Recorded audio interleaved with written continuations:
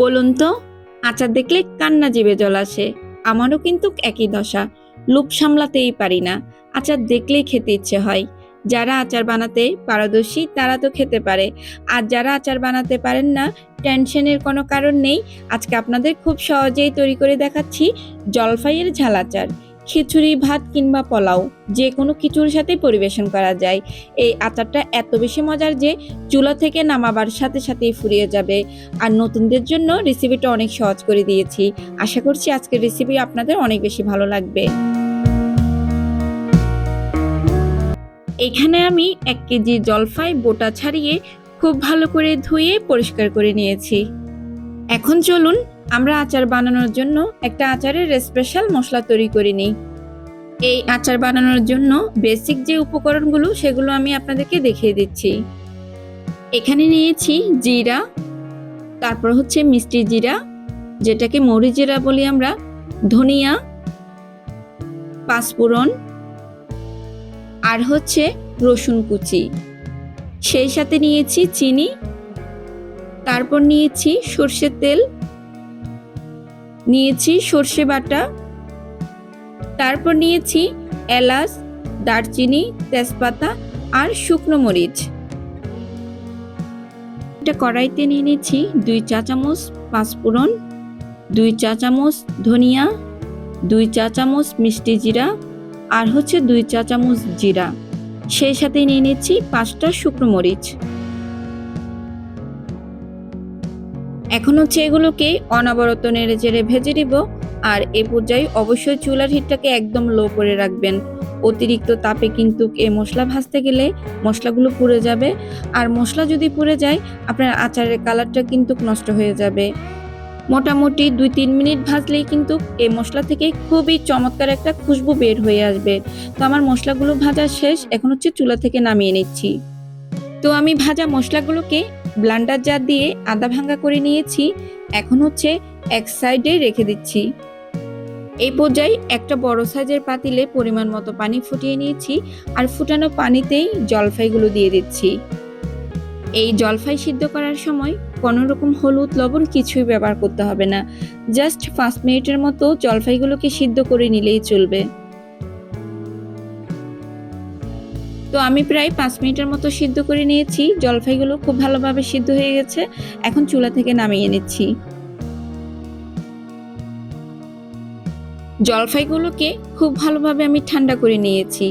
এখন হচ্ছে জলফাইগুলোকে একটা একটা করে আমি হাতে কচলিয়ে নিচ্ছি। একেবারে যে মিহি করে কচলাতে হবে এমনটা না, কিছুটা মিহি থাকবে আবার কিছুটা আস্ত থাকবে, যেন জলফাইয়ের বিচির গায়ে মাংস লেগে থাকে। ঠিক এভাবেই আপনাকে হাতে কচলিয়ে নিতে হবে, তাহলেই আপনি জলফাইয়ের আচার খেয়ে মজা পাবেন। তারপর চুলায় একটা কড়াই বসিয়ে দিয়ে দিচ্ছি 100 গ্রাম সর্ষের তেল। অবশ্যই আচার বানানোর ক্ষেত্রে সর্ষের তেলটাই ব্যবহার করবেন। এরপরে দিয়ে দিচ্ছি 4টা শুকনো মরিচ, আর হচ্ছে 1 কাপ রসুন কুচি। আমি একদম বড় সাইজের 3টা রসুনকে কুচি করে নিয়েছি। আর 2টা তেজপাতাকে চিড়ে দিয়ে দিচ্ছি। 2 ইঞ্চি সাইজের একটা দারচিনিকে ছোট ছোট টুকরো করে দিয়ে দিচ্ছি। সেই সাথে মুখ ফাটিয়ে 10টা এলাচ দিয়ে দিচ্ছি। এই এলাচটা দিলে আচার থেকে খুবই চমৎকার একটা এলাচের সুগন্ধ পাবেন। আর যারা এলাচ পছন্দ করেন না, চাইলে এটা স্কিপ করতে পারেন। এখন হচ্ছে রসুনটাকে গোল্ডেন কালার করে ভেজে নেব। খেয়াল রাখবেন রসুনটা যেন পুড়ে না যায়।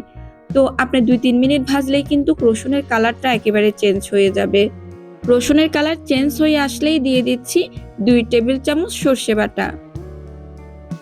এবার এগুলোকে অনবরত নেড়েচেড়ে 3-4 মিনিটের মতো ভেজে নিতে হবে। রসুনটাকে খুব সুন্দর করে ভেজে নিয়েছি। এই পর্যায়ে হচ্ছে দিয়ে দিচ্ছি জলফাই। তারপর অ্যাড করে দিচ্ছি চিনি। এখানে আমি 250 গ্রামের মতো চিনি ব্যবহার করছি। এবারে দিয়ে দিচ্ছি আগে থেকে যে মশলাটা আমরা ভেজে রেডি করে রেখেছিলাম, সম্পূর্ণ মশলা দিয়ে দিচ্ছি।